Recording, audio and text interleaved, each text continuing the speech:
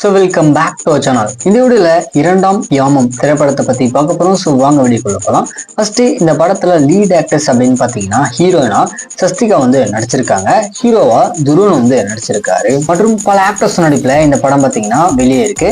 படத்தோட டைரக்டர் அப்படின்னு பார்க்கும்போது நிமான் புஷ்பராஜ் அப்படின்றதான் வந்து இந்த படத்தை டைரக்ட் பண்ணியிருக்காரு. இந்த படத்தை 2025ல ஒரு மலையாளம் பீரியடிக் டிராமாவா எடுத்திருக்காங்க. ஸோ இப்போ இந்த படத்தை பத்தி என்ன அப்படின்னா, இந்த படத்துடைய தமிழ் டப் வெர்ஷனை வந்து இப்போ தந்தி1 யூடியூப் சேனல்ல தமிழ் டப்பிங்ல வந்துட்டு ஸ்ட்ரீம் பண்ணியிருக்காங்க. சரி, கதை அப்படின்னு பார்க்கும்போது படத்துல வர நம்ம ஹீரோயினான சஸ்திகா வந்து புதுசா ஒரு வில்லேஜுக்கு போறாங்க. அந்த இடத்துல ஒரு கோயில் பூசாரி பாத்தீங்கன்னா வித்தியாசமான ஒரு சில விஷயங்கள் அப்படின்றது பண்ணிக்கிட்டு இருக்காரு. ஒரு இடத்துல நம்ம படத்தோட ஹீரோயினை பாம்பு வந்துட்டு கொத்திடுது.